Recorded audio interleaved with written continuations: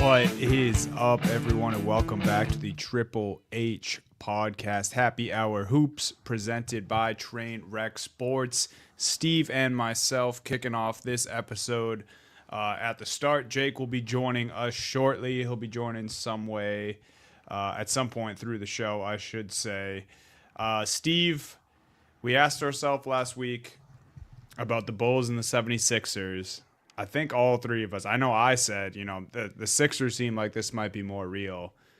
We might have to answer our question from last week because the Bulls have just continued to roll. They're at the top of the Eastern Conference, and they might just be legit. Josh Giddey, first Bulls player to get back-to-back triple-doubles since Michael Jordan. Yeah. I mean, think about all the talented players that have played for this franchise since Michael Jordan. It's been a lot of them. D Rose never did it. Jimmy Butler never did it. That's just a few. Obviously, some talented guys in recent years too. But these Chicago Bulls, man, where's JBC at when you need him? Yeah, right. I mean, and they also just beat the Sixers in the head-to-head. Right. So this Chicago Bulls team, they're proving all the doubters wrong. 6-1. Josh Giddey looks like a superstar, but it's really just coming down to like I said last week, like we still don't even have this like full healthy Bulls team. We still don't even have their best roster they could be throwing out there. I mean, Giddey's been great. Vucevic has been playing good. Buzelis is really kind of taking a step up this year, and in an Eastern Conference that was wide open before the year started. Now we have the Trae Young injury, going to be out probably 4 weeks, could be longer. It's even more wide open, and every win matters in this East. And as you know, Dunny, like we talked about it, you probably only need, 35, 40 wins to feel good in this Yeah. Eastern Conference this year. And It's the pretty Chicago crazy. Bulls have 6 already, and similar, and I'm not going to say they're going to do the same path as what the Cavs did last year, but similar to the Cavs, started really hot and just kind of rode that momentum. So when they did hit a little lull in the middle of the season, it didn't matter. We could be Yeah. seeing that with the Chicago Bulls. Now, I'm not going to jump the gun yet, but you're a Chicago Bulls fan, you're signing up for a 6-1 start to the year every single year. And hey, I mean, this is the year that the East is wide open, and the Chicago Bulls, in my opinion, I know Giddy's been looking like a superstar, and he might be their best player because the way he's playing this year feels like he is. But Kobe White, man, I think Kobe Yeah. White was their best player last year. Haven't seen him yet. It's surprising me every night. It surprises me. The Bulls' schedule upcoming, which is going to be a big test here, right? At Milwaukee in the Cup play, at Cleveland, then they host San Antonio, and then they play at Detroit, who right now is the 2 seed in Yep. the East. And they So look 4 big games, but I mean, I'll tell you what. The Bulls just keep on winning. They beat the Knicks on the road. They beat the Sixers. Or sorry, they lost to the Knicks. That was the only loss. They beat the Sixers in the head-on-head. Like, this is a team that, hey, we'll see. They beat the Knicks at home. They lost to the Knicks on the road. So they split it there. And I think we said, that they had to win 3 of their upcoming 7 games last week when we included the 2 games with the Knicks and the Sixers and the 4 I just mentioned. Well, they've already won 2. Yeah. They're 2-1. They split with the Knicks and they beat the Sixers. So now, yeah, these games look tough, but hey, I'm not counting them out right now. Undefeated at the United Center. They got Vucevic hitting game winners for Yeah. them.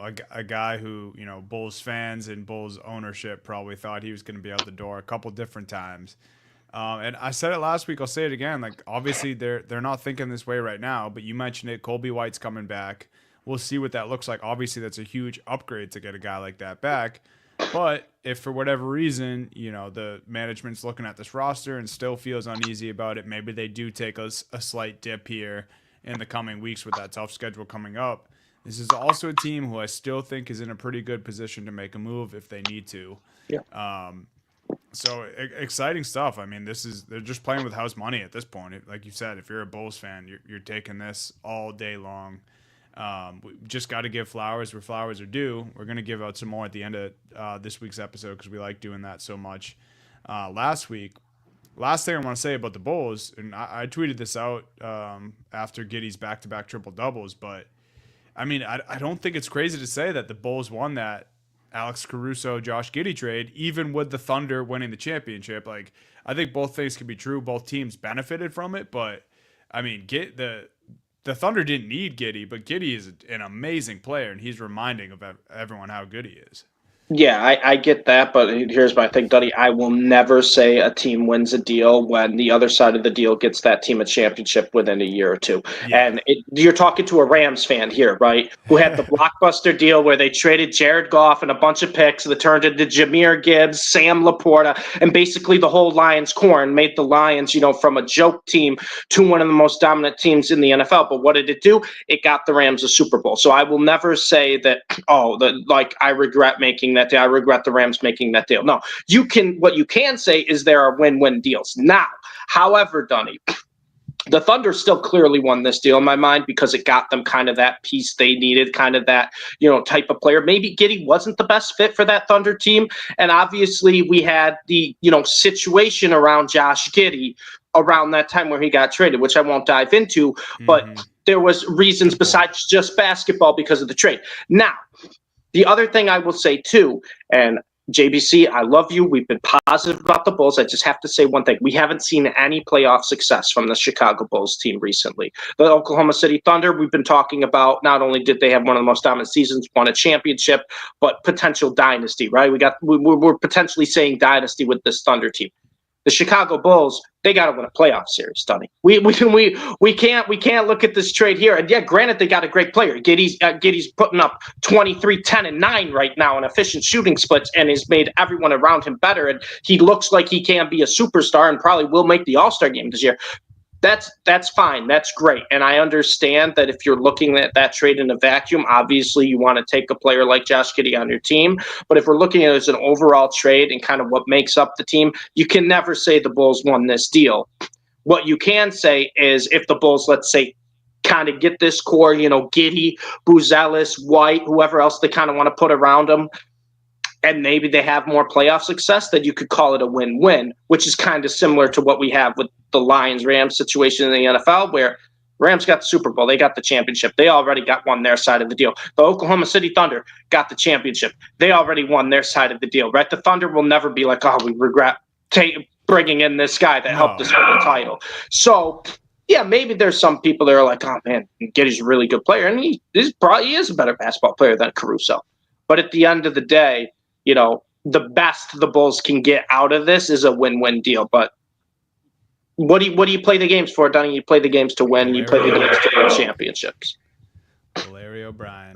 No, it's a great point, and even better point about the situation that Giddey was in kind of around the time he got traded. Right. I will say it's got to feel good just for him, the player, to be at this point, because I do think there was a lot of people that weren't even close to it being a win-win. Like this, when this trade happened, it was like, what the hell are the Bulls doing?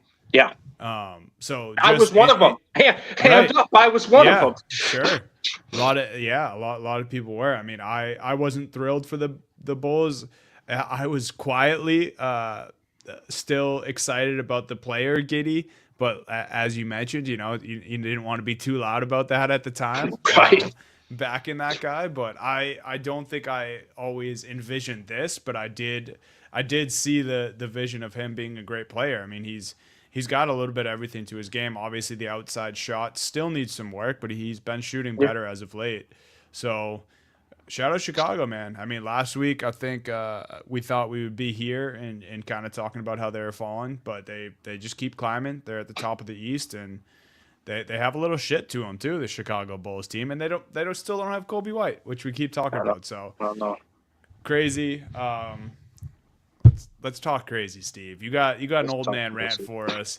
This might be long-winded, so maybe it's just an averaged age man rant, because I don't think a geezer would be able to go this long, but. Right. I don't even know if we're going to call this like an old man rant. This is just the Steve is very upset type of rant, and it kind of all connects into one situation here, and that was, a game I had circled on my calendar. Probably 2 months once the NBA schedule was released. I was like, I can't wait to watch this game. Because one of my favorite things, one of my favorite things in the world, I love watching Luka Doncic.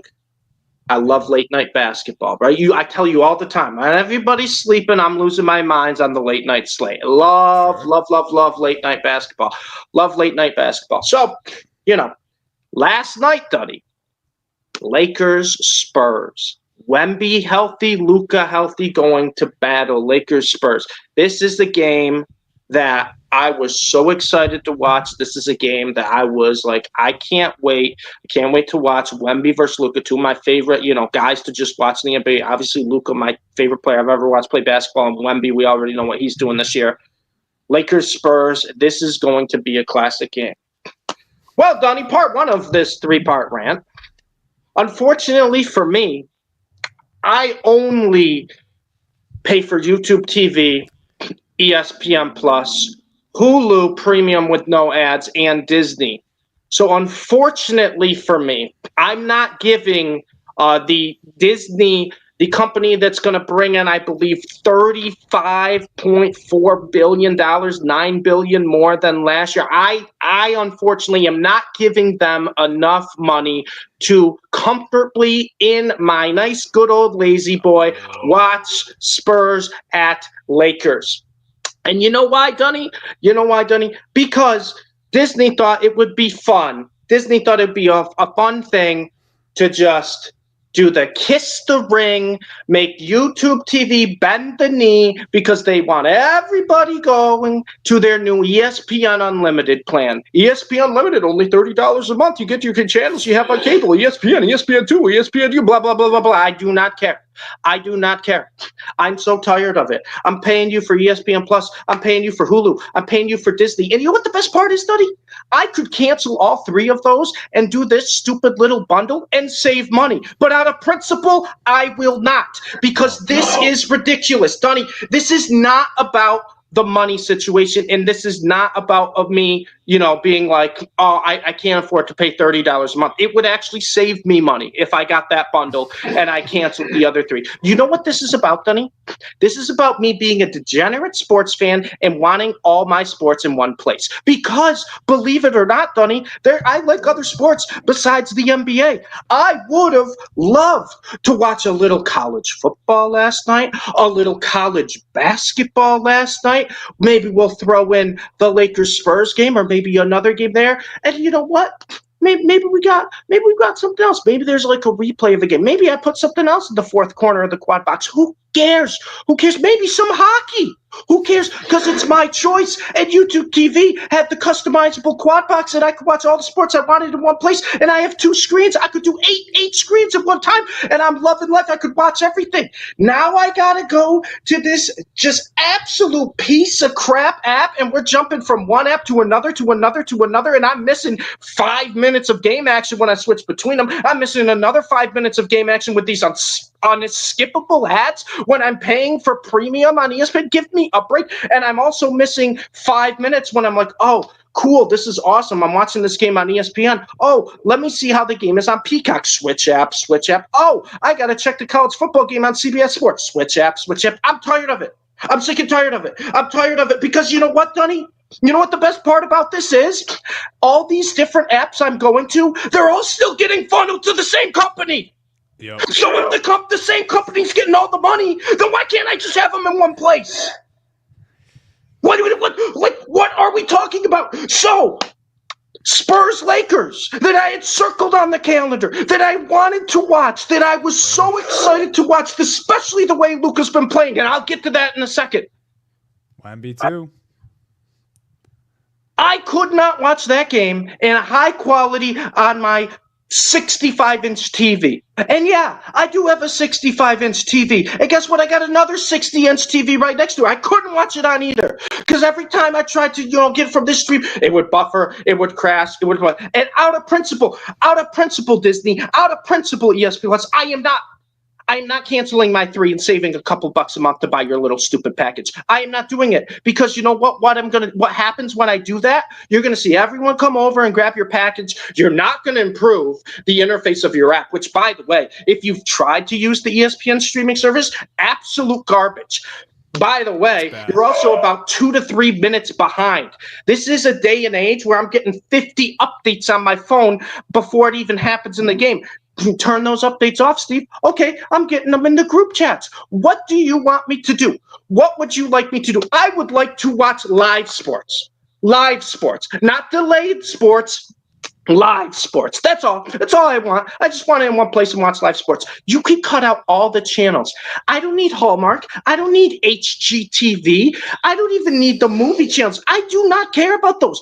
All I want, I am begging. I am just begging one place to be like, you know what? Anywhere there's live sports, not even the live sports. Dunny, I would pay for it. If they put the ESPN Plus and the Fox games and the CBS games and all those other little bullshit channels, Big Ten, SEC, all together, and that's all I pay for, I don't care about all the other cable television. I don't care about that. I just want my sports in one place. And YouTube TV was the closest to that. And they ripped it from me. They ripped it from me last Friday, 3 days before the college basketball season started. 2 weeks into the NBA season, the middle of college football in the NFL, that's when you decide to do it. That's when you decide to try to play hardball. So no, Disney, I'm not going to give you my money. And it is ridiculous because this was a game I was looking so much forward to. And right now, Dunny, I'm going to be completely honest with you. You know how much I love basketball. You know how much I love college basketball that started Monday. You know how much I love the NBA. This has killed my love for sports the past couple nights. Because every time I'm like, I can't wait to pop that game on. I got to go through 18 hoops and obstacles just to put it on. And then I got to switch back to the other one. And next thing I know, I missed 15 minutes of both games. Yeah, it's absolutely ridiculous, man. And the worst part is that for so long, the providers and Disney being the worst culprit of all of them, but they knew that they could get the average sports fan to stretch, and keep going after these different streaming services. And they're like, oh, well, they'll still watch. We'll up NBA Plus or NBA League Pass. They'll still watch. They'll still purchase. We'll put it on here. They'll still watch. We'll create YouTube TV, multi-view. They'll still watch. But they got so fucking greedy to the point where they stretched. And poor Steve, Mr. Normal Sports fan here, who just wants to watch his basketball on a 65-inch TV and a 60-inch next to it, and his other screens on his lazy boy while he's playing some fucking video games on the side, checking his fantasy teams, and they snap. They snap us. They stretch us too far, Steve. And this is what they have. A nice shit puddle to start both basketball seasons. Everyone mad at them on Twitter or X, whatever you want to call it. Them fucking scrambling to make amends. You got Field Yates tweeting at me, telling me where to sign up so I can continue to watch the ESPN content. All the hostage tapes by all their personalities. Oh, it's so bad. And I love Field Yates. He's just the first one that give me a break. I mean, but that's the thing. Give me a break with those hostage tapes. Go to keep my networks. No, this is just your greed trying to get YouTube to pay because Disney doesn't own it, and you don't want Google to make it, consumer friendly because everyone likes YouTube TV more than ESPN. Why do you think that is? Why do you think? Do you think, Dunny, we would put up this big of a fight if ESPN was even a fraction as good, the streaming service, as YouTube TV? Absolutely not. Absolutely not. So it's absolutely ridiculous. And it's crazy how tone deaf they can be. My favorite one, Dunny, though, I don't know if you saw. So I didn't even watch Monday Night Football. I didn't even act like Monday Night Football existed. Cowboys, Cardinals, I wouldn't care. If it was any other weekend, I could just pop it on the quad box. Yeah, it'd be on the quad box. It'd be one of those corners. I didn't even care. I didn't even care, but I couldn't get it, so I didn't even care. ESPN PR had the audacity to come out here and tweet and be like, second highest rated Monday night week 9 game since 2011. First of all, that's a Tim Kirchin Reach baseball stat. Yeah, secondly, it was the lowest rated Monday night football game this year. Thirdly, by the way, this is only the second year that they did the simulcast on ABC and ESPN for Monday Night Football. So obviously you're going to get more when you're on ABC versus when you're not on ABC. Yeah. Fourthly, it was much lower than Week 9 last year. And fifthly, you got community noted. ESPN PR. What are we doing? How tone deaf could you possibly be? It's not hard. Just give people their sports back. I'm sorry, Dunny. I want to watch live sports. I don't want to watch 10-minute delay sports on 5 different apps. I don't want to watch bootleg sports on my laptop that buffer, and next thing I know, I'm 15 minutes behind. I want to watch live sports. And YouTube TV catered to the customer where they said, you know what, Steve? We know that you love basketball, but we know you like college football a little bit too. And hey, maybe you got Brad Marchand to score a goal and the Panthers game happens to be on. Maybe you pop that on there. And you know what?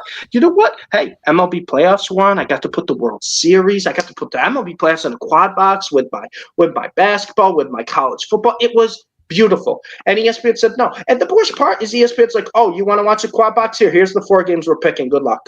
But no, that's not what I picked. I'm sorry, ESPN. I get it. It's a Saturday, and and I'm watching, your SEC college football. But I also would like to throw an NBA game in one corner. And guess what? There's not many people. There might be 2 other people in the world that says, what do we put in that bottom right-hand corner, that 4th corner of the quad box? Maybe Mississippi Valley State's got a game in the SWAC, and I got them plus 43 and a half. Maybe I want to see that because I'm so mad. I'm so mad, and they stripped that from me, and I'm so sick and tired of it. It has ruined watching sports for me lately. It has ruined sports betting for me. It has ruined everything for me, and I'm so frustrated because I could cancel. And get their little bundle. I could save a couple bucks a month if I did. I'd actually save, I think, $3,000-$5,000 a month because I don't even know what I'm paying for at this point. ESPN's probably charging me 3 times as much. I don't care though. Yeah, so we just want to watch our basketball, and ESPN's like, how about a D3 volleyball game? We can have that live for you, but everything else is either going to be you can't watch it or it's going to be delayed, or you're going to have to give us more money just to get it. And by the time you go through the whole process, the game will probably be halfway over.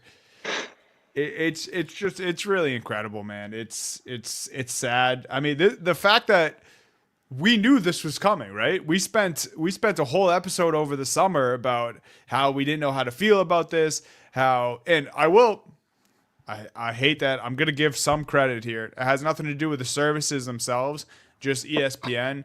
Inside the NBA, they didn't change a thing, really. They let them do their thing. They did. ESPN, inside the NBA on ESPN. Couldn't watch, but they let them do their thing. Right.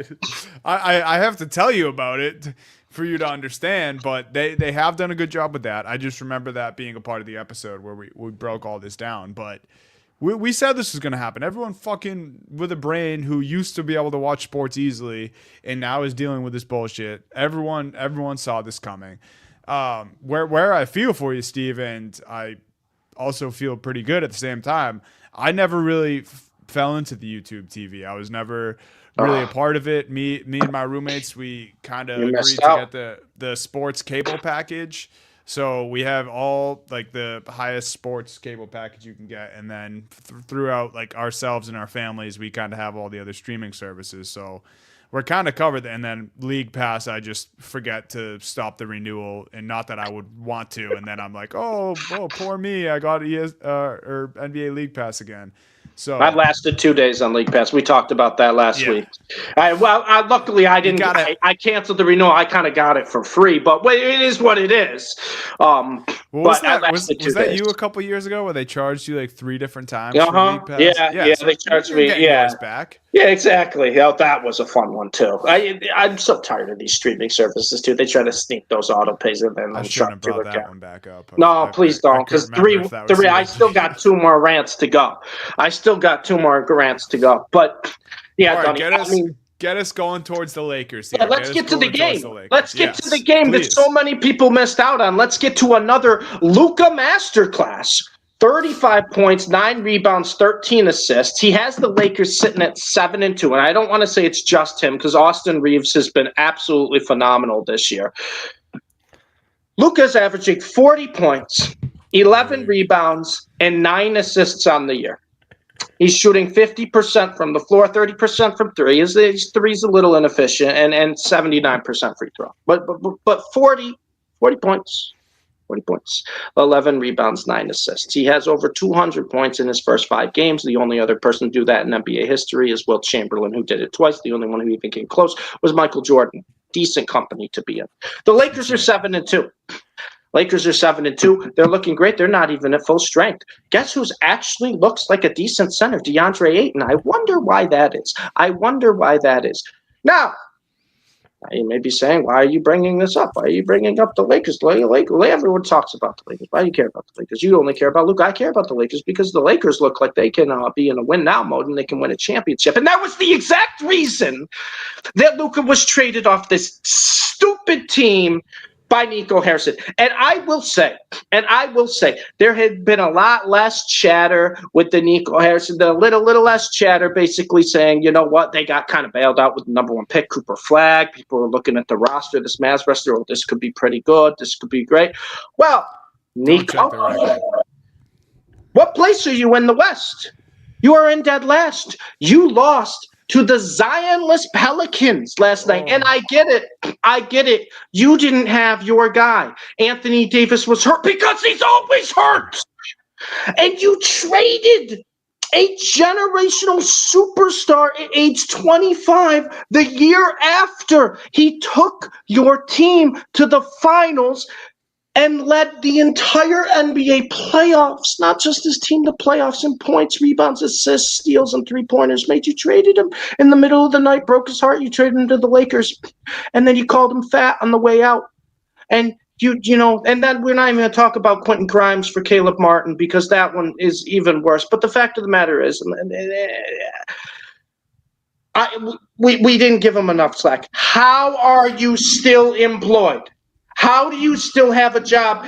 Better yet, how do you see the sun come up every day? You should be underground in a windowless jail cell, lying on a concrete floor, and the only thing you get to eat is a Nutriloaf every now and then. That is what your day-to-day should be for Nico Harrison. There should be nothing else given to this man. This man is a crook. This man is a criminal. This man is a scumbag. This man is the most narcissistic asshole I've ever seen, and he takes away a generational talent that all he wanted to do was give Dallas a championship. All he wanted to do, he loved playing basketball. That's all he cared about. That was beloved by teammates, beloved by the city. And you know what you're going to do? And I can say this because I'm a Rams fan and they moved from St. Louis to Los Angeles. You are giving those entitled fans in Los Angeles a chance to win a championship with this generational talent that you had. And not just this year, for the next decade. That's what I'm saying. And your win-now mode is equating to dead last in the West. You have a center who can't stay healthy for more than 2 days in a row. Derek Lively is also hurt. Looked like a shell of himself when he was healthy because guess what? You don't have a playmaking guard to get him the ball. You started the year playing Cooper Flagg at the 1, thinking that was going to solve everything, that he'd just magically become a point guard. And you go get a guard, D'Angelo Russell, who might be the worst playmaking guard I've ever seen. He doesn't even pass. He just chucks it up. And you look at the makeup of this team, like, just wait till they get healthy. I don't care. I no longer care when they get healthy. I no longer care. And the worst part is I had to watch the Mavs game yesterday because of this whole ESPN bullshit, and I have to watch this NBA League Pass now to watch the Mavs start down 11-0 run to the Pelicans and lose the game because Sadiq Bey is getting whatever bucket he wants against this team, which, by the way, the trades were made to build this defensive culture. Defense wins championship. Luka had 5 steals last night, by the way, against San Antonio. Don't know if you knew that at all, but I don't know. Maybe I'd pass up on the defense wins championship and the whole tough guy, I know what I'm doing, smart man building app, and take a look at yourself in the mirror. And then also take a look and see that Luka's averaging 40, 11, and 9 through 5 games. And he has the Lakers at 7-2. And not only that, Nico, I don't care anymore, Nico. First off, I'm rooting for the Lakers against the Mavs. If they even somehow match up in the playoffs, it will never happen because the Mavs aren't getting there because this team is absolute joke. And Nico's probably going to make worse moves over time. Secondly, Nico, I apologize when I said I want you underground in a jail cell, windowless jail cell, lying on concrete, eating Nutriloaf. I'm going to give you one form of entertainment. You're going to get a little TV. You can get a little box TV, little antenna TV, and it's just going to show Luka Laker highlights. Just on loop, like the DirecTV Family Guy clip where they're just watching a 24-hour loop where they're tied up there. Nico, you're going to be handcuffed. You're going to be sitting on no bed, concrete floor, and the only form of entertainment you get is to watch Luke highlights because I'm so tired of it. I'm so tired of everyone who gave him a pass because of the whole we got Cooper Flagg, draft lottery, first overall pick. And I have nothing against Cooper Flagg. He actually finally looked confident for the first time all through his young NBA career last night. He actually looked all right. I wish he would have made that basket at the very end, but it is what it is. The fact of the matter is you traded away a guy in the middle of the night for a win-now move to build your defense, and now your team looks like you might be one of the worst teams in the NBA for the next 5 years. Well, you just handed the Lakers that player. Now the Lakers look like not only can they win now, but now once LeBron's out and this kind of whole core resets itself, you could just build around Luka, and you could just be the team that I thought the Mavs were going to be for the next 10 years. And it's not fair to a guy like P.J. Washington. It's not fair to a guy like Najee Marshall. It wasn't fair to Kyrie Irving. It's not fair to any of these guys. And it's so stupid. It's so stupid that we had people trying to defend this a little bit. Now, most people, there was a lot of backlash, and I understand that. And the Mavs fans were as loyal as they've ever been to a player I've ever seen.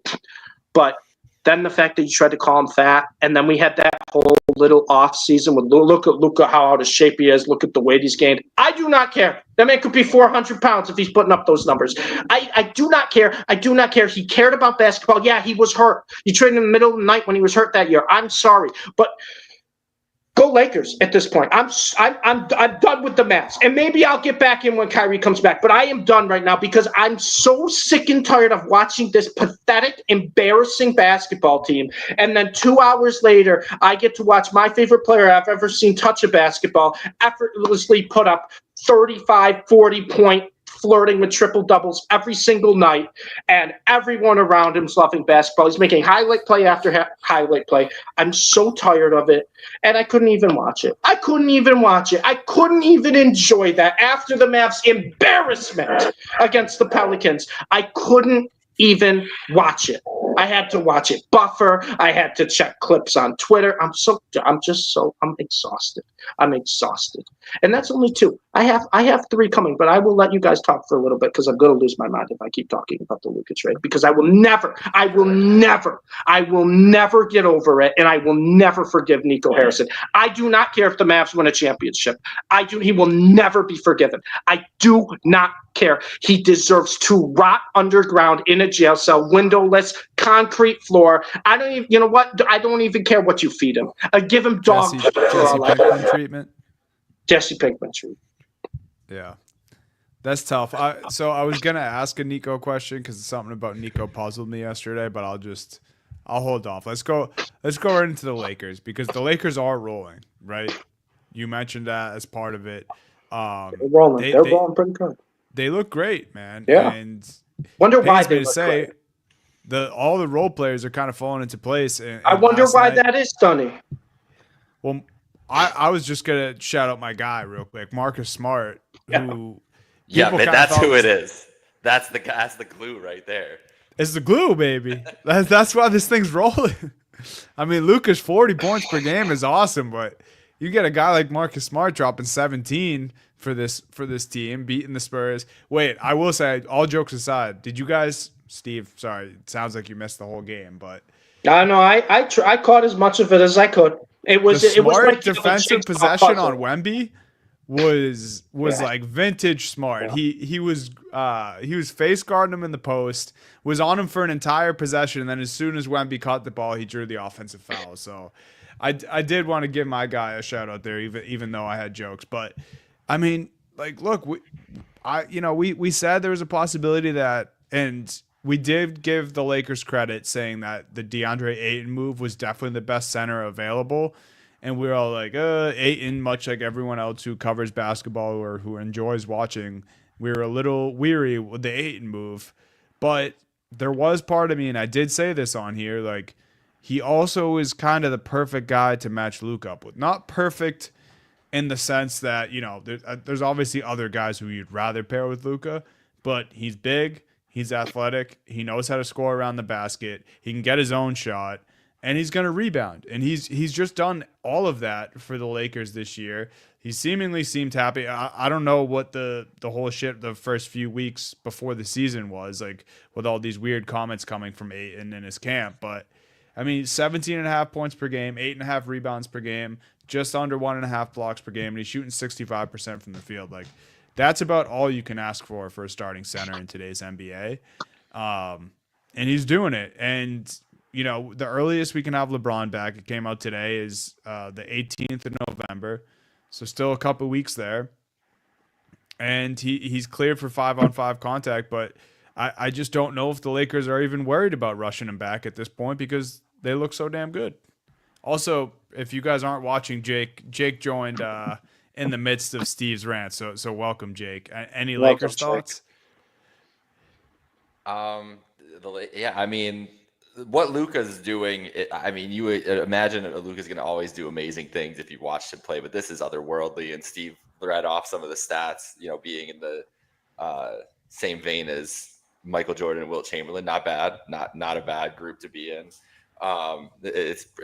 Listen, I think that a lot of credit has to go to JJ Redick too, as much as anything else too. Like not that Luka doesn't breed winning on a team and doesn't like make players around him better. He absolutely does. But last year, their 50-win team, Luka comes in halfway through the year, ahead of expectation. This year, even with Luka and the LeBron injury, like people were like down on this team, talking about them, you know, maybe middle of the conference, you know, like whatever. There wasn't like full-throated support for this Lakers team and what they're going to be. And here they are, you know, looking like one of the most impressive stories in the league right now. So I think they got, we were bullish, at least I was bullish on JJ coming in. I think he's the perfect guy to be the coach with Luka. And so was Jason Kidd too, right? Like Jason, and I think that's part of it. Like guys who used to play, who fully understand his talent. And JJ even said it the other day, like I want this to be a player-led team. AKA, I have Luka and LeBron, two of the biggest egos in probably the league, but two of the most talented guys in the league. I'm going to let them do what they need to do to win. And I think that because to add in my piece for the Lakers, I have to talk about LeBron James, right? That someone made a great point earlier on Twitter is that LeBron's been trying to give away his team and take the back seat for like 8 years. Like he wanted Kyrie to take that team over, and then Kyrie wanted out and got his trade to Boston. And when they got AD into Los Angeles, LeBron was always happy to cede everything to AD and try to promote him as the star. So I think when he comes back, he's not stupid. He thinks he's great, but he knows he's not going to be putting up 40, 10, and 10s every night. And it's going to be, what can I do to help Luka? And it just feels like such a great, like the chemistry is good. They have pieces. Like the Ayton thing is crazy, but Ayton seems motivated because he's playing with a guy like Luka who gets him and gets his strengths. Yeah. And like he was miscast a lot in Phoenix too. Like they're asking him to do damn near, you know, just things that didn't fit his skill set. Then he leaves. It is just adrift a little bit, and he's finally playing in the role that he needs to be in. It's just a team that makes sense. It's a team that just makes a lot of sense. I think JJ pushes all the right buttons, you know, good and bad. Like he's sometimes a little too fiery. Sometimes he's ornery, whatever. But I think it's all calculated, and they just seem like a good fit in a team that's having fun out there. And for what Luka is doing right now, man, like he absolutely can keep it up. That's the thing, right? Like we've seen him keep this up. Like I don't know about 40 points a game for the whole year, but like the filling up the stat sheet and carrying on the way he is, he can absolutely do this. And on the nights that he can't, the nights he has to sit, and they get LeBron James back, and you'd rather have LeBron in spot duty doing that than carrying it at this point. Then you look at the rest of the West. I mean, it's like Denver and Oklahoma City's obviously like so loaded and everything else, but like the rest of these teams, why not the Lakers to be the 3 seed out of everybody else? Like it makes they look as good as anybody else in that conference right now, and it's because Luka has as good a case as anybody to be the MVP and the best player and hold that best player in the league title belt right now.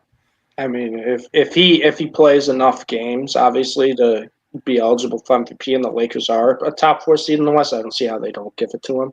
We also too got to mention like Austin Reeves has been unbelievable. I did not think he really had another like step up in his game. Exactly, and I thought last year was like kind of the ceiling we'd have for Austin Reeves. And now that you have Luka on this team, it's going to be more through Luka. Reeves will kind of take a little backseat a little bit.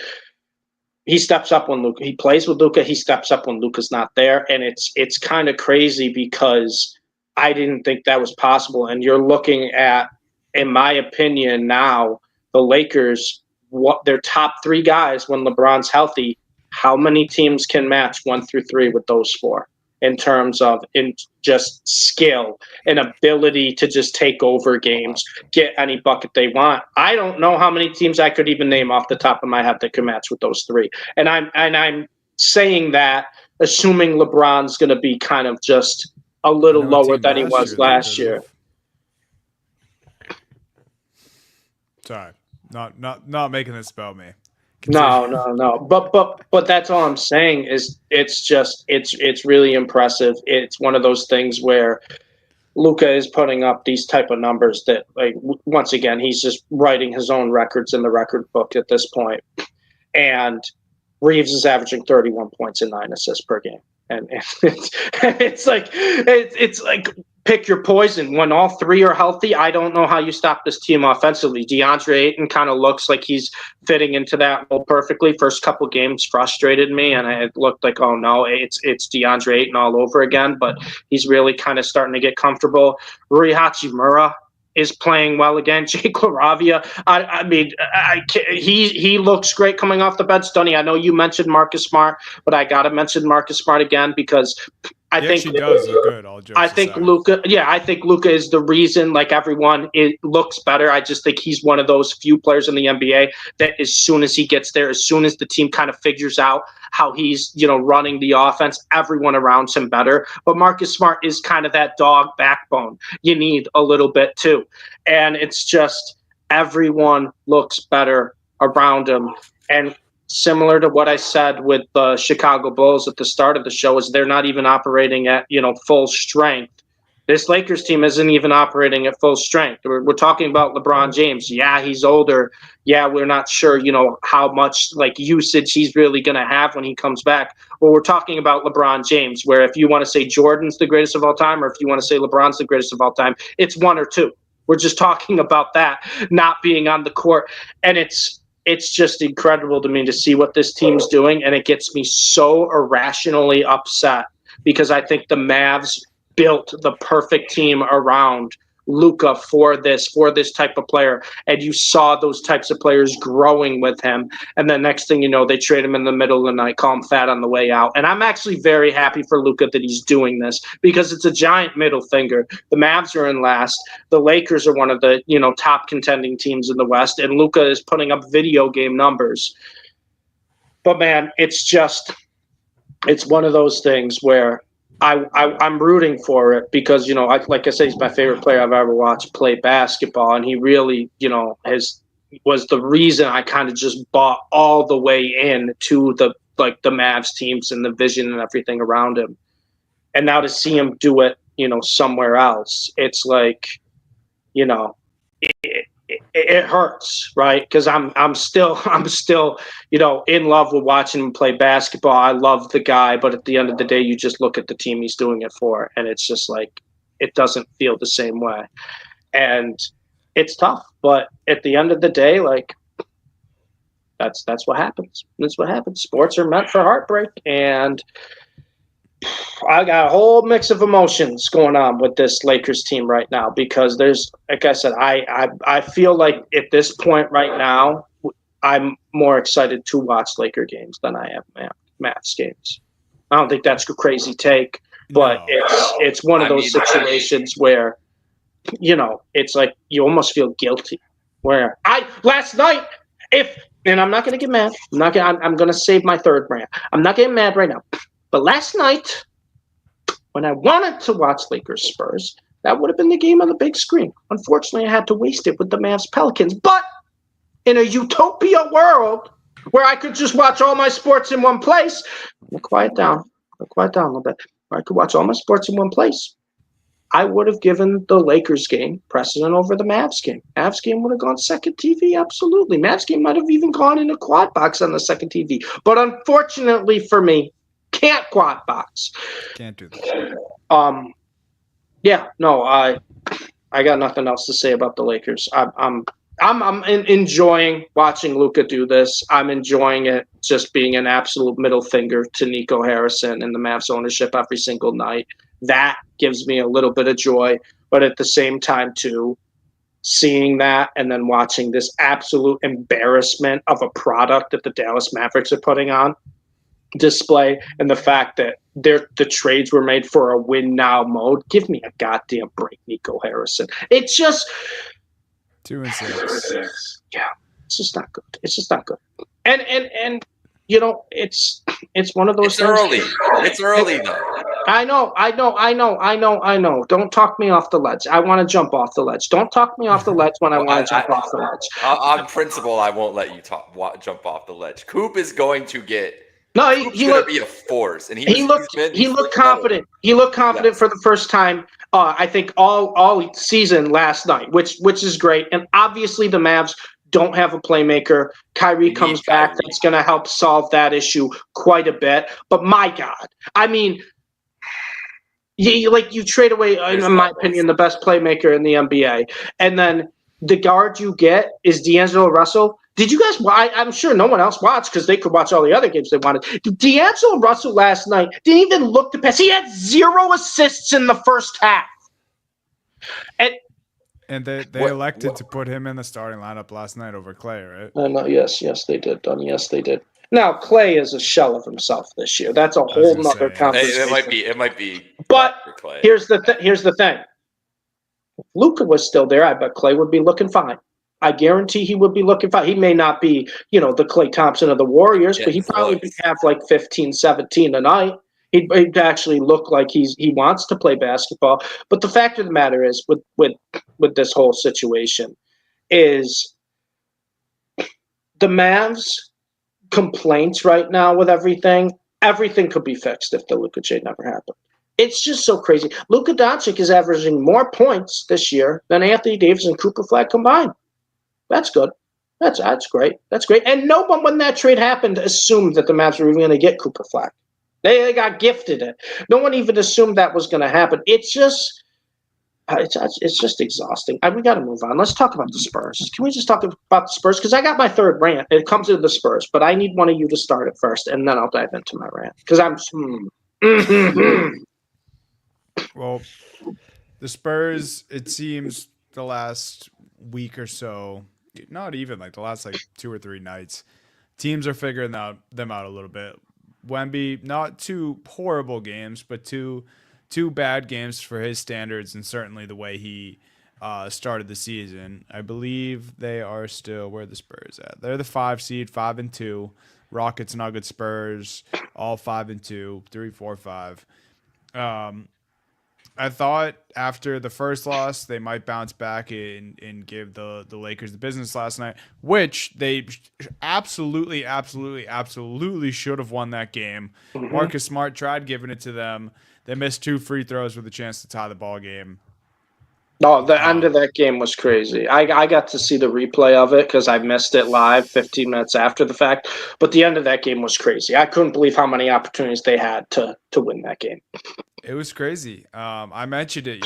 Smart did a good job on one of the defensive possessions on Wemby, but it seems like guys are jumping in front of Wemby in the post, help defense. Obviously, it's just an adjustment thing. Spurs need to adjust.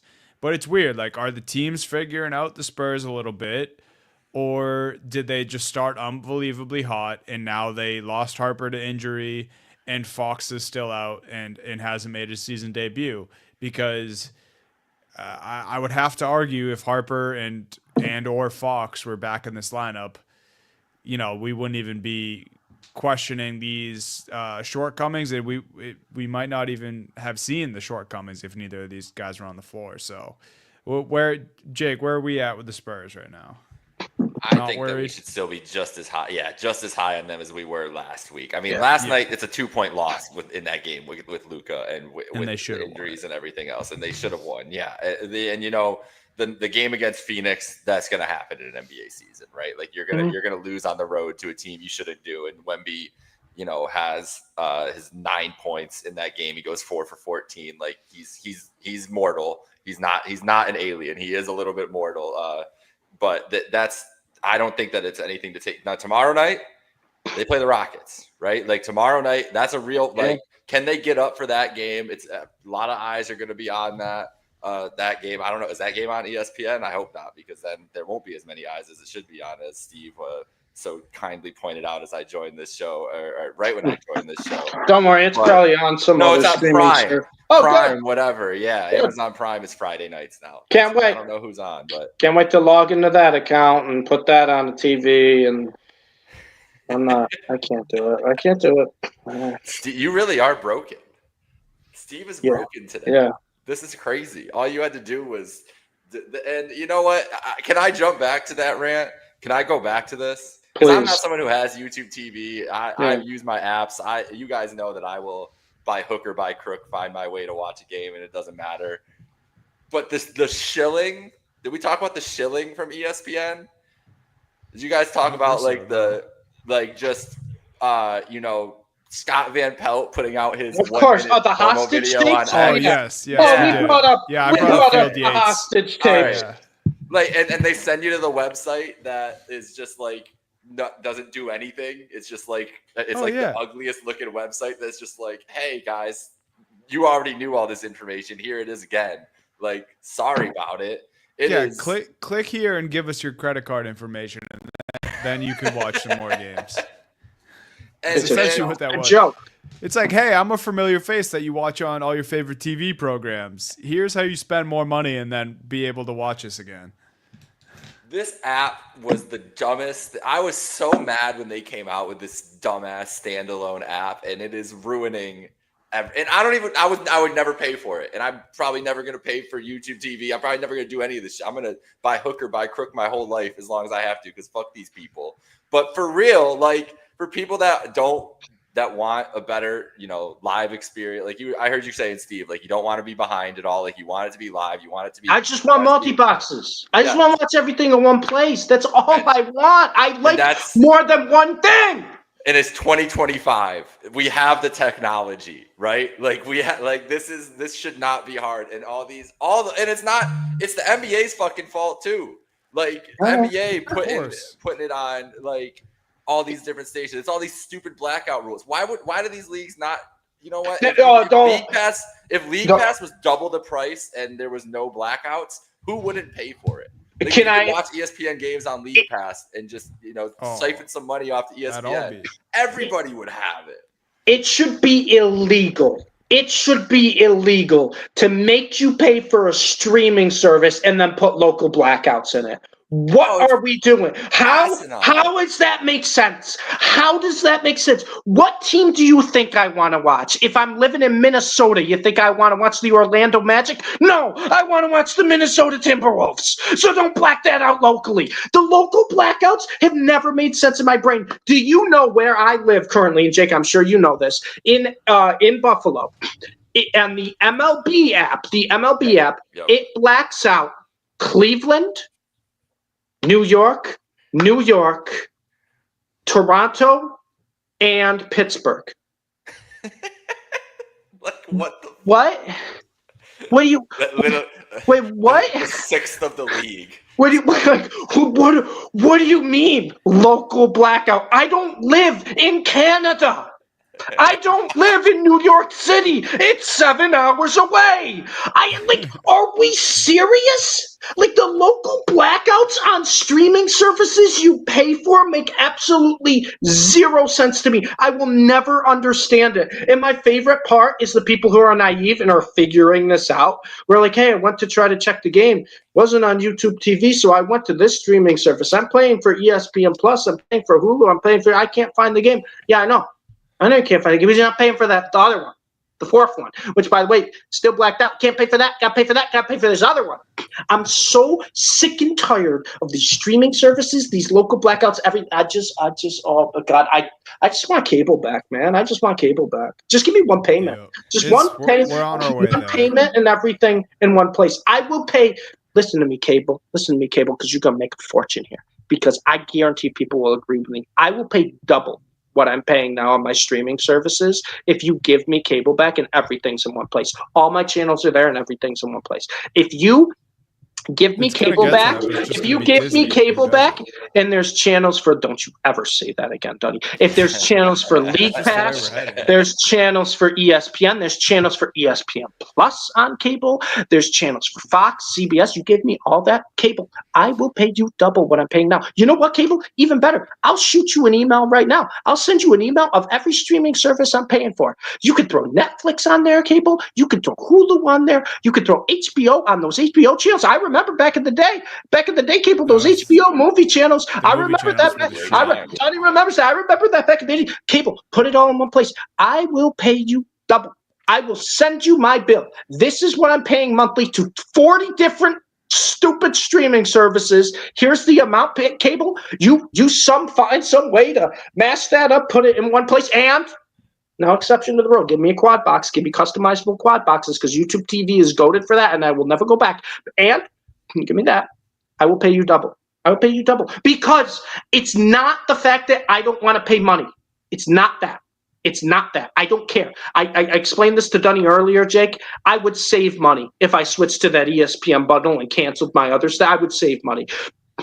It's the fact that I want everything in one place. I'm tired of jumping.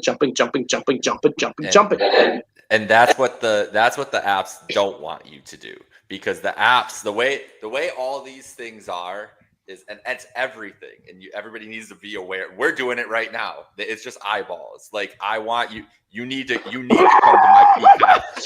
You need to come to my Peacock app to go watch this basketball game, because then maybe you're going to want to watch The Office for the 75th time, or you're going to want to watch the new season of Love Island, or whatever the fuck else. They just literally want your attention. I want to watch what I want to watch, man. Exactly. And that's what gets me. It's because how many fucking people going to watch, basketball on Peacock are also going to look like, don't know that The Office is already on there, or B, are just going to be like, oh, this B- Peacock original show that they showed me this ad for. Yeah, I'm going to lock into all 7 seasons of it that you guys were like, no one's fucking doing that. No one has the time. We just want to watch our games. What if watch sports, it's crazy? Man. It's the problem. It's like the NFL trying to take over Christmas Day and putting it on Netflix and not putting it on TV. Oh, don't start with that either. Exactly, so you can't flip back and forth or have it on a quad box. Because they don't want you to watch the NBA. Open the fucking app. Open the Netflix app. And it's bullshit. That's why pirating's never going to die. Because there are some soldiers out there, wherever you are in the world, people. I owe so much to you, because they are people like me that are like, you know what? Fuck all of you. I'm not giving you. And I do pay for a lot of these streaming apps too, honestly.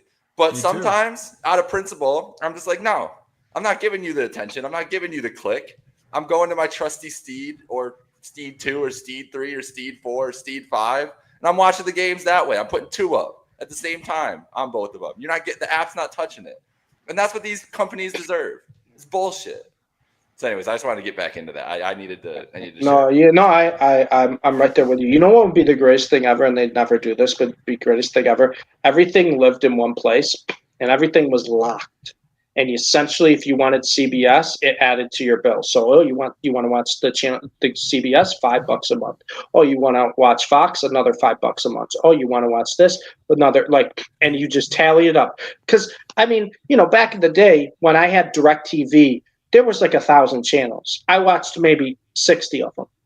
Right, there's 800 channels I wasn't watching. I mean, DirecTV had 100 music channels. If I ever turn it on my TV to watch music, no, it's just gonna put the music that I want. People that did that. Yeah, that would there'd be something. This is way back in the day, but I would go over and someone would be playing music through the DirecTV, through their TV. I was just you got CDs, you got speakers.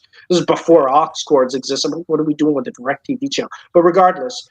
That would be ideal if you could just pick what you want. But I am willing to pay a substantial amount and have everything as long as it's in one place.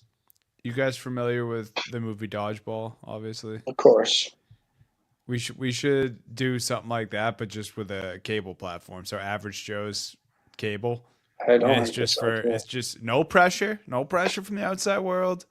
You don't got to be the biggest sports fan. You don't gotta be the guy who wants to watch everything. but it has all sports. It has everything you're looking for. No pressure to watch Love Island.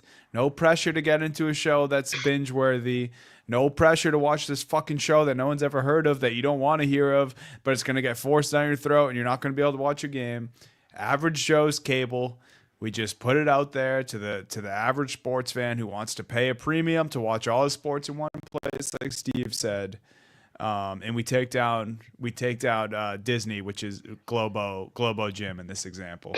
Unfortunately, Donnie, I love that idea. Unfortunately, we don't have the rights to the games, and unfortunately for us, Disney only made like $26 billion last year, and they're projected to make $35 billion this year. So unfortunately for Disney, tell that mouse to dance.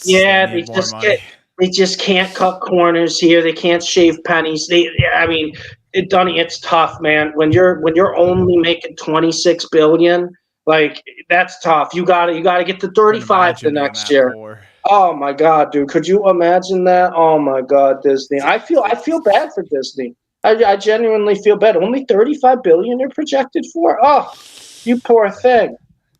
They really are a disgusting company. They're the worst. They're putting out these fucking solitaire ads the last all of them. Like, they're just you saw the Stephen A. sound. Yes. I want to snap my headphones in half. Well, and especially because he's a fucking liar. He said he wasn't playing. He told us. They're all liars. They're all doing these. The only one I give credit for is Pat McAfee. Actually, on his show, said it wasn't right. Actually, brought up that the fact that they got to figure their shit out. I just, dude, I can't. Wait, so you guys know the story with this company, right? I can't do this anymore. Aren't they like under investigation already for like fraud or something for like rigging that? for rigging games that are it, supposed to be like that? That's the whole point, was to draw people in for fun competitive games, and it's all fucking rigged, and they're just allegedly. That's alleged. Not allegedly. It's absolutely rigged. And this is to everyone. If you are stupid enough to play like an online poker, online whatever, then you deserve to lose money.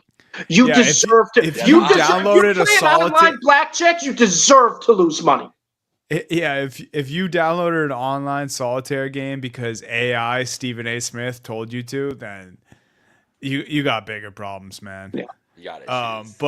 So Spurs, they're probably just fine. Spurs are good. The Spurs are great. Just fine. They'll be fine. They'll be just good. They'll be fine. Can we do the blind resume, or can I just real quick on the Spurs? This will be no longer than a minute 30 rant here. But this is rant 3. I promise 3. I have to get 3 out here. Spurs look great, and I'll tell you what, guys. That generational first overall pick, Victor Wembanyama, that guy who has been already in like all-time greats talk, you know what he reminds me of? He reminds me of the most improved player in the NBA. What a bullshit award.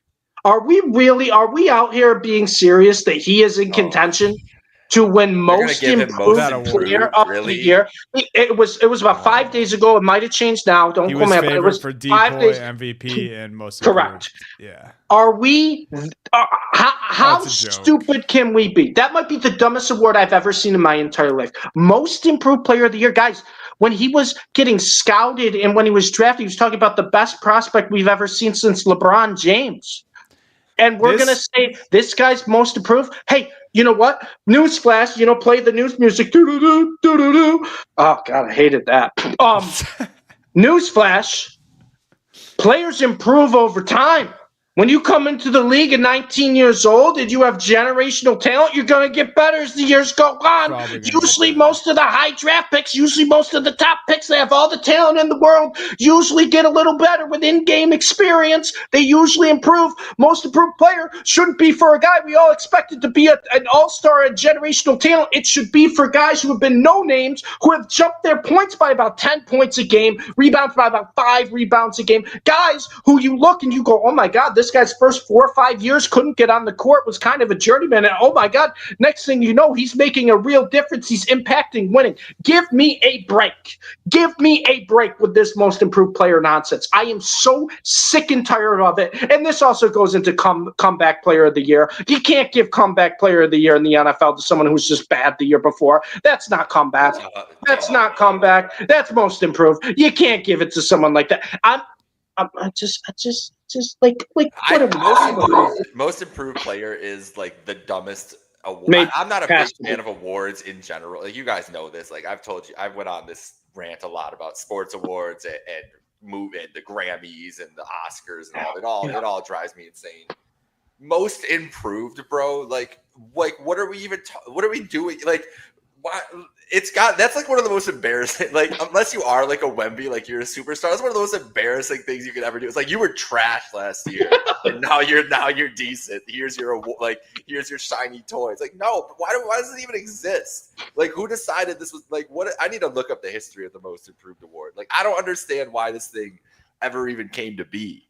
Like, did the players just need like a pat on the back or something? Like, what are we even doing here? When did it start? 1985? Like, what the fuck did they need to make this for in 1985, bro? Like, what are they doing? I don't even hate the award that much. It's just the way they go about it. Like we're saying, it's like obviously you wouldn't give it to a guy like Wemby. I forget who won it last year, but it was the same thing. This isn't even a joke. Like, genuinely, was it Cade? Wasn't it Cade who won it? Yeah, over Kobe White, who should have won it. Another Cade? number 1 overall pick. I can't do it anymore. This, I swear to God, this is not a joke. Like Bronny should be more eligible for the most improved player. 100% agree. Yes. He'll never win it because he's absolute trash, but 100% agree. Well, you know who actually should win it? The guy we started the show with, Steve, Josh Giddey. Right now, Josh Giddey would be my most improved player. To be fair with Josh Giddey, though, he was playing very, very good when he first came into the league. Then he kind of, everything happened, fell off, and then he has improved. But to be fair to Josh Giddey, he was playing very well. In my opinion, I would give this award to someone that no one really knows their name. Maybe the first 4 or 5 years they struggled to get on the court. And then it's like, oh my gosh, we got a late bloomer at age 29. Or, oh my gosh, we got a guy who's actually getting minutes. Like a perfect example would be like last year was like a guy like Quentin Grimes. Quentin Grimes was doing nothing. And then he came to, the Mavs. They're like, oh my gosh, this guy's an actual bucket. Like a guy like, I'm trying to think obviously like Austin Reeves was a great example a couple of years ago. On his tires like Josh Minot. Not a rookie, is he? Yeah, Josh Minot. Yeah, Josh Minot. He'd be a great something like that. Like a guy who literally was doing nothing and then became a contributor. All right, quick trivia, guys. There are 2 teams that have 5 most improved award winners since 1985. Who are the 2 teams? Who do you think they gave a bone to? 2 teams each had 5 of them. Please don't tell me it's a big market team. I'll actually lose my mind. Is it the Hornets, one of them? Not the Hornets, no. Let's see. That was a bad guess. It's not a big market team. That's the hint. It's not a big market team? Neither are big market Minnesota? No. I'll give you guys one more each. The Phoenix Suns. You're in the range, not Phoenix. Steve, can you keep it going? Denver? No. Orlando and Indiana. Wow. This is literally the throw a bone award. What are we doing here? What does Hedo Turkoglu have one? This is the throw the bone award. Tracy McGrady has one. Actually. Does Danny Granger have one? No, you didn't say that. Tracy McGrady? The guy who came out of high school? Yep. The guy who was getting compared to Kobe Bryant. Jermaine O'Neal also came right out of high school. Got most improved for Indiana there. Hedo did get one. Yes. Let's go. What a snipe.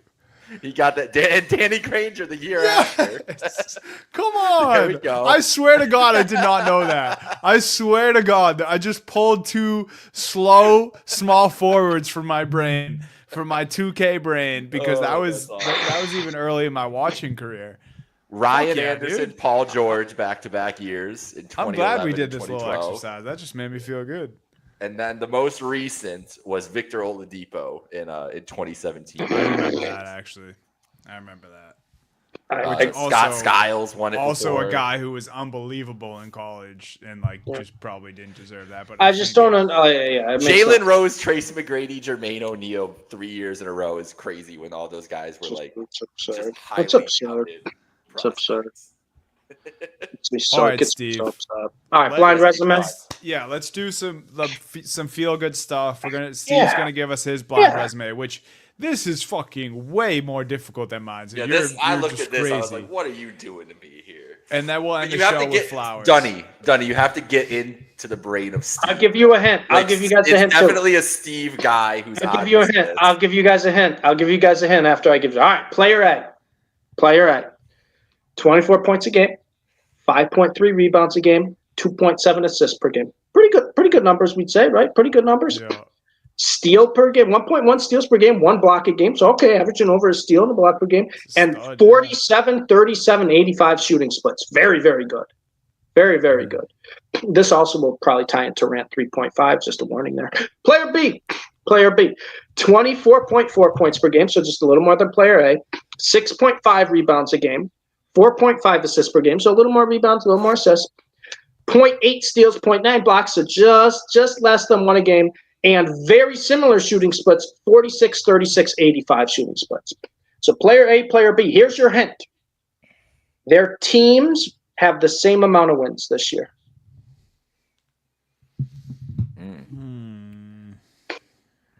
I'll give you one more hint because I'm a nice guy. They play in the same conference.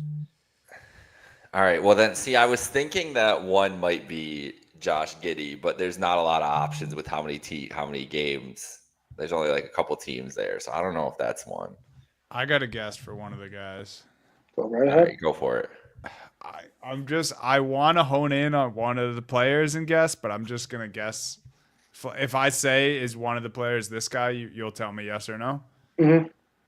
Is Denny Atvia one of these guys? Yes, he is. Yes, you got the brain of Steve. There you go. Yes, he is. Now let me try to hone in. Is it player A? It's player B. Whoa! It's player B. Denny Avdia averaging 24.4, 6.5, 4.5 assists. His shooting splits, though, and the reason I did blind resume here, his shooting splits 46, 36, 85. The reason I put those in is because he started last night 0 for 13 shooting, I believe, or 0 for 11 shooting, and they ended up beating the Oklahoma City Thunder. He made 5 of his last 6. No one will talk to you about that. Everyone will clip, just as 0 for 13. This guy, free throw merchant, he had 13 free throws. Well, if you watch more than one game a year, people, or if you stop box score watching, you'd see his shooting splits on the year of 46, 36, 85, which are almost identical. I think it's just 1 percentage lower in field goal percentage and 3-point percentage than player A, which is 47, 37, 85. Who would player A be? Efficient. If you're thinking efficient shooting splits, averaging almost 25 a game, Denny Avdia shooting efficient like this guy?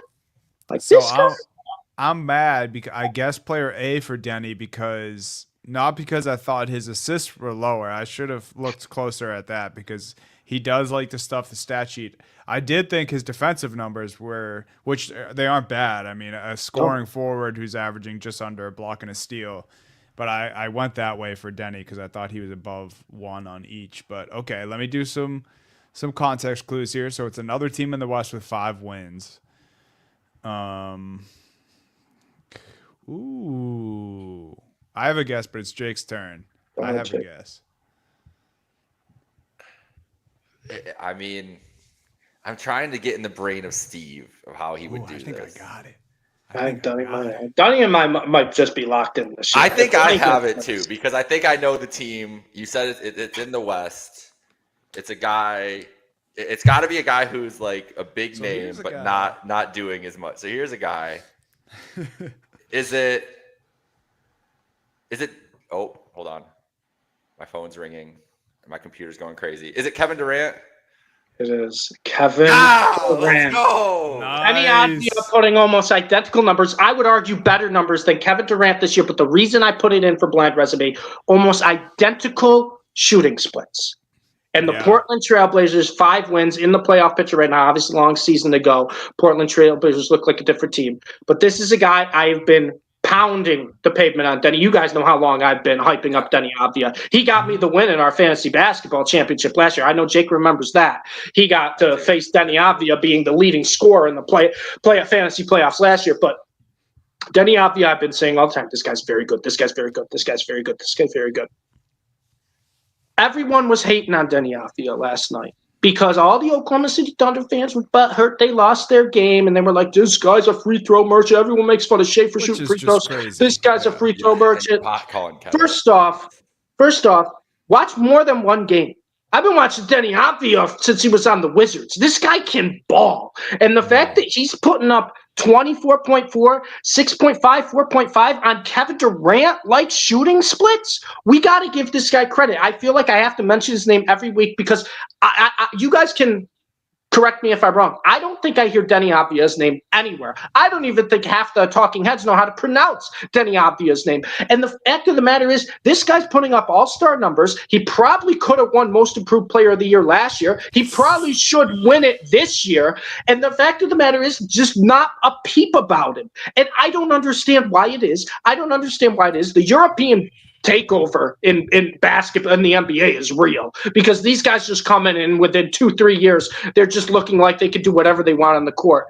But I got so upset last night. Avdia upset another game I was able, to watch because shout out ESPN, shout out Disney, drove me to League Pass, not watching your crap, drove me to League Pass, got to watch Thunder Blazers. They beat the Thunder. This guy puts up, I think it was 26, 10 and 9, almost had a triple-double, and we have people complaining about his shooting splits. Well, he's been an efficient shooter all season long. Yeah. I was kind of amazed. You know what's funny about this, too? I didn't even want to include Kevin Durant. I wanted to include Kawhi Leonard as the one with Denny Avdia, but Denny Avdia's stats were blowing him out of the water. So I was like, I gotta go. Kevin Durant's shooting splits are almost identical to Denny Avdia's, and everyone wants to talk about, making your team better in these household names, and Durant was the perfect fit for the Rockets. Guys, Denny Avdia is becoming the best player on this Portland Trail. Which probably is already their best player, probably was their best player in the second half of last year. But after, the whole Chauncey Billups situation and everything with Portland looks like a good team. They look like they can beat anybody any given night. And Denny Avdia, it's been unbelievable. They got a coach focused on ball, not coaches. They're ready to roll. Right.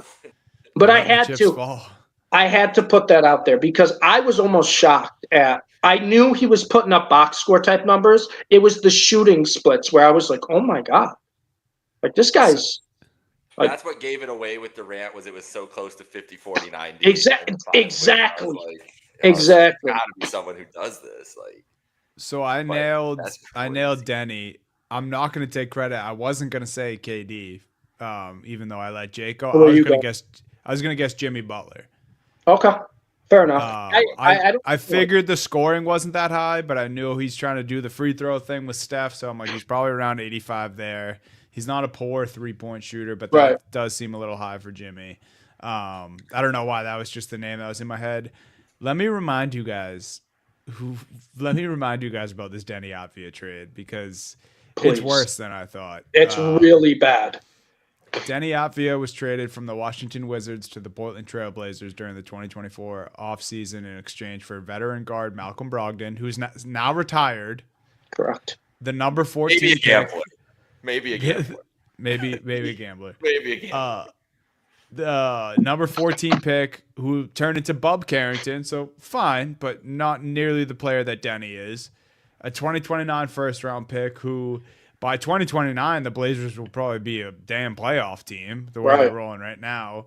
And 2 second-round picks, which, unless you're a good franchise and you know how to use second-round picks, it's just whatever. Right. Like I said, unless you're a good franchise and you know how to package them and make good deals, which the Wizards are not. I mean, that's gross, man. And Denny has only gotten oodles better since he's so Wizards, good. So he is so good. That's tough to see for the Washington fans. That was a good one. That was a good blind resume there, Steve. It's funny because we've just been. I thought I made mine too easy, but maybe we just know each other pretty well. Yeah, I know. I thought you were gonna go 2 for 2. Looking at that, I was like, that is tough when I first opened the door. Right. But that was the thing that's why I did it because I looked and I was like, oh, who could I compare with Denny? And originally I wanted to go Kawhi, and then I looked at KD and I go, oh my God, they have identical shooting splits. We're talking about Kevin Durant, who, what do people know? Kevin Durant is one of the most efficient shooters of all time. And Denny Avdia was getting cooked online last night by the Joe Publics of the world, who probably only watched the box score or maybe saw the end of the game. It's like, dude, he's been balling out all year long, and the Blazers have 5 wins. What are we talking about here? Well, what are we talking about here? So, you know how it goes with me. Every episode, I got to somehow find a way to work Denny Avdia into it. That's the way we did it today. And to be honest, I didn't think I was going to compare him to KD, but here we are. Here we are, man. Good for him, man. Here we are. All right, let's end the show giving out some flowers. We had a blast with it last week, so we're gonna keep this going until we get sick of it, maybe, or until we hand out too many bouquets. But where do you guys want to start? You guys want me to go first? Yeah, you can go first. You got it. All right, so the guy that I am going to give flowers to is Jalen Duren of the Detroit Pistons. Talk about maybe overlooked, probably still super underrated. If you guys didn't know, Jalen Duren's still 21 years old. Wow. And he is an absolute monster of a center this year. Early season, but we gave the Bulls credit to start the show. The Detroit Pistons are right behind them at 6-2, 3-1 at home. Hard to play in Detroit. Jalen Duren is averaging 18 points per game, 11.5 rebounds per game, just under 2 assists per game, 1.5 blocks per game. He's shooting 62% from the field. We measured it with Ayton at that 63 number. That's exactly what you want your big man to be doing, especially if he's not a shooter. Yeah. 83% from the free throw line, so not a shooter, but gets it done at the free throw line, which is important. I wanted to give the shout out to Jalen Duren, which I just did. I have a take that comes with it, though. Let's hear it. And I texted you guys earlier. We said Mobley doesn't really count as a center. So if that's the case, if we're not counting Mobley as a center, right now there is only 4 centers in the NBA that I would take over Jalen Duren. Jokic. Wemby. I said Davis as a center. Okay. I said AD. Oh, you're calling AD center, not power forward. Bam. Yeah. Bam. No, I'm taking Duren. And Sengun. Sengun's the last one that I would take over. Sabonis. All right. I think about Bam, but I wouldn't. I'm taking Duren. I think about Bam. Towns. I'm taking Duren. Hell no. Wait, so no, I'm just naming them. So you guys, I should have mentioned this too. I have a maybe but no list here too, and on the maybe but no list is Cat, Embiid, Ayton, Bam, Porzingis, and Chet. I don't know if Chet counts. If we're not counting Mobley, Chet probably doesn't count. Chet's hard because I feel like Hartenstein's just their center now. Chet runs 4. And I'm taking Duren easily over Hartenstein. Yeah. Zubac, he hasn't been as good this year, but I'm taking Duren. I just think between the age, athleticism, defense, I can't get behind Bam. That's the one I think I'd have to. That's a tough one. See, I thought you guys were going to say that. I can bring up a multitude of clips of Duren cooking Bam. The drive, like Bam just hasn't taken a step in like 5 years, man. I think Bam is kind of just like Bam just doesn't have a drive. I was gonna say, I feel like he's kind of just given up. Like he's just like that's what he's I mean. Content with his career. He's dating or married or engaged to Asia Wilson. Like he's just like whatever. I'm chilling, bro. Life's good for me. And like that, not to say these guys aren't great players. Like the way he plays the game and the way he plays the center position, like that's how I want my center to play basketball. And like Cat, sure, he's the best shooting big in the NBA. He fucking disappears some games, and in a game where you need your big to grab 5 rebounds, he can't even do that. Like you said you'd take Sengun over him, right? That was one of the ones you would. Yep. Okay. Sabonis is really the only one I didn't even think about earlier. That's a tough one because he is so great, but I think I'm taking Duren for the defense there. Sabonis is weird, right? Because he's going to have a stretch where he's just going to have like 10 straight triple doubles when the Kings like want to run through him. But there are some games where the Kings just don't kind of use him. And he has those games where he disappears. And you're right, he doesn't really have any defense. But Sabonis does have that ceiling level of offense. You can run the offense through him, especially when it happens every year where he has that stretch where it's just like, oh my God, Sabonis has he's averaging 22, 8, like 16 and 9 the past 3 weeks. That he has over Duren. And so it's almost like, which angle would you rather have? Would you rather have the defensive consistency, or would you rather have the ability to actually run through the offense there? I get the Duren argument over Sabonis. I feel like if you're taking Sengun over Duren, I feel like you almost have to take Sabonis as well. I think Bam's the only one I probably would still take over Duren. I just think Bam's probably a more polished Duren. But I don't hate the take. I do think there are, some big name centers here where I think you could very well. What would you do with Triple J? He's a power forward in my mind. That's what I was thinking too. So that's why I was wondering. Zach Edey's their center when he comes back. Yeah, he's gonna be the 4 when Edey's healthy. He just has to play when they play small, technically the 5. If him and Mobley played center like they should, I'd take Mobley over him. I would take both of them. I would take Mobley over him, but I also don't think Mobley should play center. Well, Mobley thinks he's fucking Kevin Durant right now. Too. I know. No, Mobley needs to pump the brakes on the amount of threes he shoots. However, his athleticism, he should play the 4. Well, yeah. Well, he can play the 4 when he can guard anyone, but he can guard anyone. He has a center who doesn't, Yeah, I know. Work better as a fucking GameStop employee, as my friend Eric likes. Oh boy. Well, 1 rebound, Steve. 1 rebound through the half last week. 1 rebound. D'Angelo Russell had 0 assists last night. It's a playmaking guard, so I feel. Would you rather have a guard with 0 assists or a center with 0 rebounds? I don't know. Well, if I had Luka, it wouldn't matter with 0 rebounds because he'd have 10 of them. So, just before we move on to your guys' flowers, like I'll give you guys my reasoning for some of it, and like a lot of the guys on the maybes, like they're shooting in the 40s from the field. Yeah. And I know those guys stretch the floor more, but you guys wouldn't consider Bam too much of a shooter, but he's shooting 45% from the field compared to Duren's 62, and Bam's numbers are 19 and 8 or 20 and 8, but that they're not even better than Duren's numbers, and Hero's not even playing for the Heat right now. So those numbers should be elevated as is. Like if as far as who I'm taking for my center, I want a guy like Jalen Duren. He runs the floor like a motherfucker. He blocks shots. He rebounds like crazy. His engine is just go all the time. Like he doesn't stop. His motor is insane. And do I want Cat shooting 42% from the field and he bangs a bunch of threes and has a 35-point game every once in a while? No, give me the guy who can play with any point guard, who will catch lobs, do the dirty work, and he's 21 years old. Obviously, it's not fair to put age against some of these guys in this situation, but I mean, I took Jokic. Obviously, he's much older than Duren, but I don't know. I think he's super underappreciated. So my flowers go out to Jalen Duren this week. I think part of the reason Duren doesn't get like the hype as some of the other younger players do is the fact that he just doesn't shoot from the outside, right?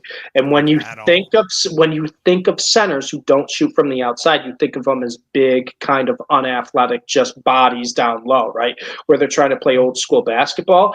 And despite him not shooting really anything outside the paint, not at all, Dunny, he might be the most athletic player on the floor. And I think that's kind of the misconception of people who watch the Pistons and people who don't watch the Pistons. If you don't watch the Pistons and you look at Duren's like stat line, you would think that he's just kind of like that big body down low, doesn't shoot much, almost kind of like I'm trying to think of a fair comparison. I don't want to say Zubac because I think Zubac's got a little bit of an offensive bag, almost like a Clint Capella, right? Like a guy like that where you're like, it's just a big body, pretty good defense. Duren might be one of the most athletic guys. He might be one of the fastest guys up and down the floor. Yeah. Like that's the thing why I think the Bam comparison is fair because he reminds me of Bam, where Bam was that similar style. Now Bam shoots a lot more than he used to. But when he first came in, he wasn't shooting at all. And your misconception is, oh, he's just a big body center. He's not going to really do anything. No, that's not the case with Jalen Duren. Like, it doesn't matter. He's proving that, you don't have to be able to shoot from outside the paint to be effective in this league if you excel in other areas. And that's really what he has been doing. So, Dunny, you know what? I really like that Flowers there. I think that was a really good pick because it's a guy who should be a household name, who really isn't, who should be getting a lot of credit for the Pistons turnaround, even though Cade's getting everything. And it's a guy who I think you're right. He's only going to go up. He's 21 years old. He's only going to get better. So, well done, man, Donnie. That's a very good one. That fits right into the category of the guys I love. The guys that are balling out and have been balling out, but no one cares. Yeah. Shout out, Dirk. All right, which one of you guys wants to hand out some flowers next? Go ahead, Steve. All right, I'm going to make mine quick because I've been ranting a lot this episode. But I'm picking a guy who's played the past 3 years and has only had 19 starts over the past 3 years. And this is a guy who kind of been forgotten. A guy who, if you told me was playing international or was in the G League before the season started, I would have agreed with you.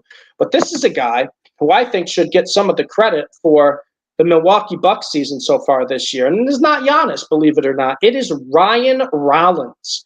Ryan Rollins, who kind of failed with the Warriors when they drafted him. That was on the Wizards. Didn't even know he was on the Wizards that year. Kind of forgot about it. So sad.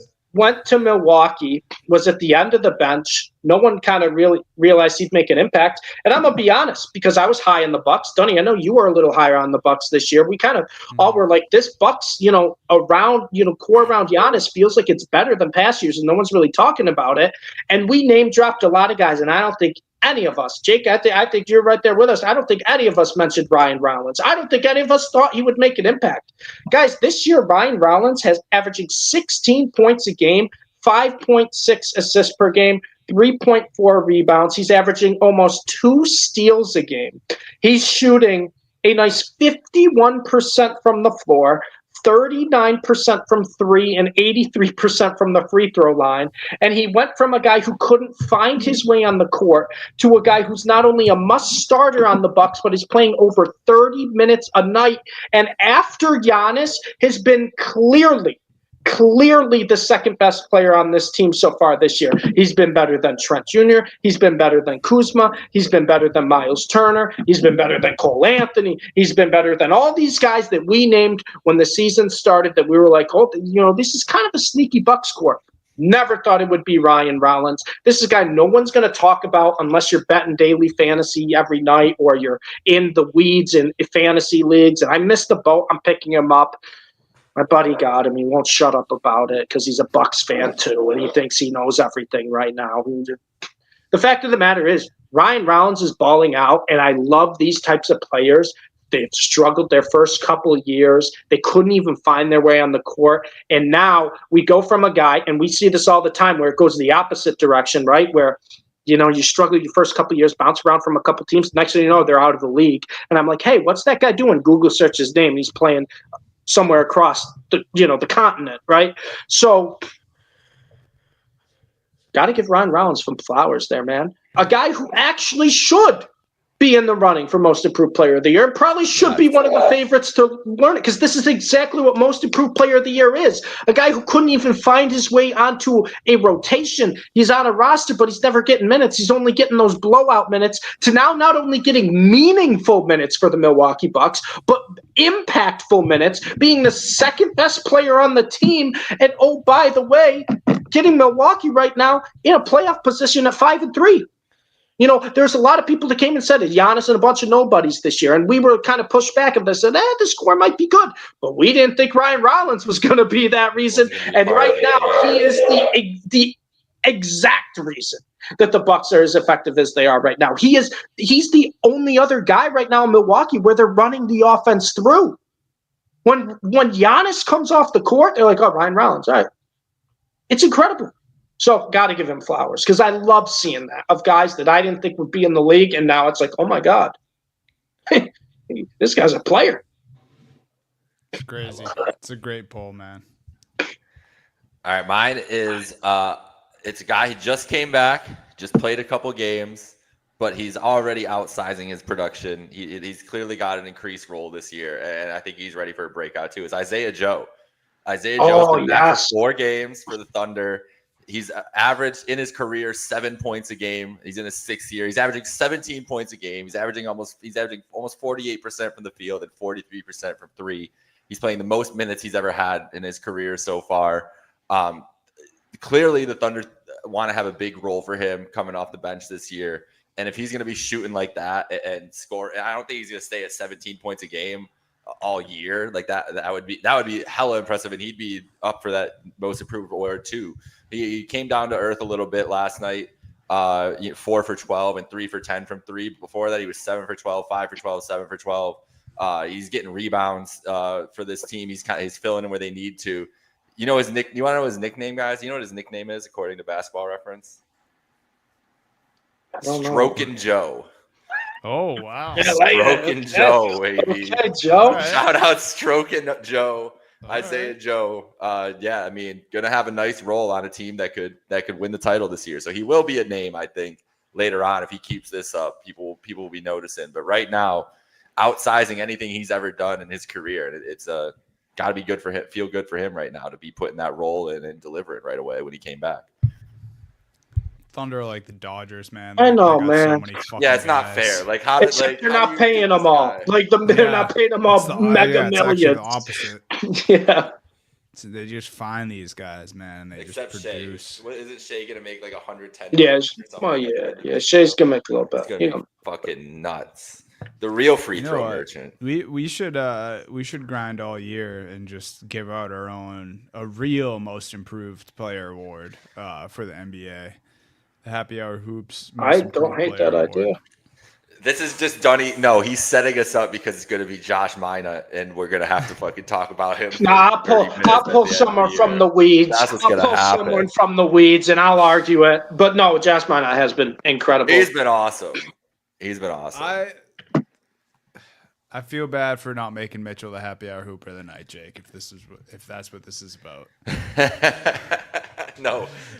This is not about honestly, that. But I once I saw Russ, I was like, Jokic. okay, whatever. I got it. Probably should have been Jokic, but we didn't even talk about that. Russ, man, Yeah. getting his triple double, getting the most rebounds of all time by a guard last night. We got to do this. Kings. My dad just commented. You got to shout out the Brooklyn Nets. First win of the year last night, beating the hapless Pacers in what probably Let's go. one of not again a game that maybe I don't know who was watching it besides him, if he was even watching it. But shout out to the Nets. 13th in the East. They're not last. 13th. Not last. Not last. Yeah. Do we bring back the wheel next week? Yeah. like We should bring back the wheel. I'm kind of scared of the wheel.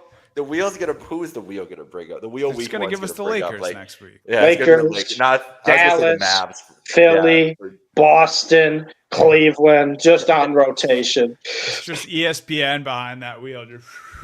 Just stop it on the We should buzzwords. just put 31 spots, and one of the spots Nico Harrison, so I can just go off for another minute. You know, I'm like that dog outside, that rabid dog where you're like, oh, just let him go crazy for a little bit outside. We'll bring him back into the house. I got to give flowers to whoever was talking shit to Donovan Mitchell yesterday playing 2K. Yeah, whoever that kid was that that decided he needed to chirp Donovan Mitchell. Like, Don needed motivation to get up. Yeah, it didn't work. Didn't work. That kid did. Backfired on him.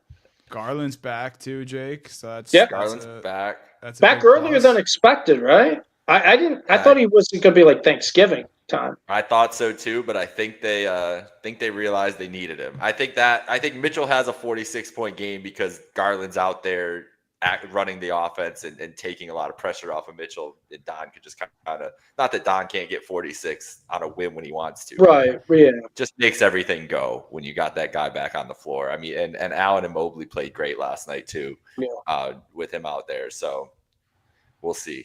I mean, guys, I'm done.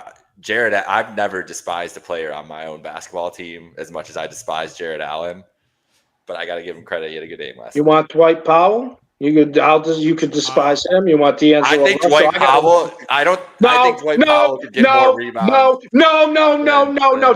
Don't ever. Jared Allen could. Stop it. I think Stop so. I was just about to say, man, I would kill to have Jared Allen on my team. Yeah, I would. Yes. And you'd hate him in a heartbeat too, Dunny. Trust me. When he played when you have a game against the Knicks and he has 2 rebounds, you'd be ready to send him into the sun.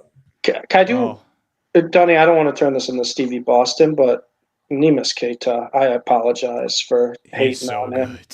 Don't say respect a little bit, but dude, he kind of a dog on defense, and he does what he needs to do, man. I don't want to. It's just Brad Stevens is just a genie, bro. He just the Eurobasket really helped Queta. Yeah, I think this summer playing for Portugal, he was like their guy. Yeah. I mean, Steve, last night 15 points, 12 rebounds, 5 assists, a block, and a steal. I know. 100% from the field. He didn't even miss. I know. Like I said, I don't want to turn this into a Stevie Boston and Duddy talking about it, but man, like the way you're. Well, we got no one behind him, so it doesn't matter. But that's the thing. The Boston Celtics are just that team that just gets the best out of these guys, like these role players. And I did not think Queta. Yeah, mine has been incredible, and I didn't think Queta would do anything. And I thought that. Do you remember what I said? I said the Achilles heel of Boston Celtics would be the fact that they just have no one who can defend in the front court, not even score. I don't care about scoring. He's pretty good on defense too, though, dude. Oh yeah, no, he's great. It's just everyone behind him is bad. Yeah, right. But Luka, can I interest you in 10 minutes of Luka Garza? No, thanks. No, he's a cone. I have to watch it. That man is a cone. I'll take Garza for Dwight Powell, though. You can have Dwight Powell. No, I'll hold on to Garza. Thanks. That's tough. That's tough for Dwight. Oh, thanks, man. We're gonna take a rain check on that trade offer. Kick it up to Brad. See what he says. I'll call you back. No, you know what, Nico? You know what Nico would do? He'd probably trade you Lively for Luka Garza. He'd be like, "Oh, we need a scoring big man now. Win now. Offense wins championship." Shut up, Nico. I'd take Jalen Duren over Dwight Powell. Just throwing that out there. I would too.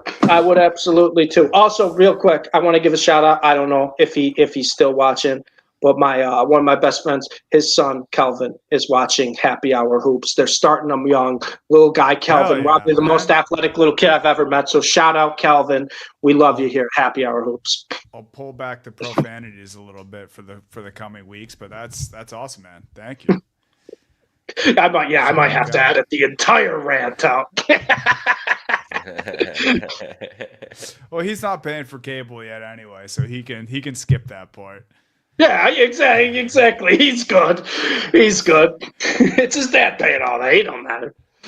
That's awesome, man. Yeah, well, we love everyone watching and listening. We appreciate it. That's gonna do it for us tonight. It's another episode of Happy Hour Hoops, presented by Trainwreck Sports. Follow us at Happy Hour Hoops 1 on all socials.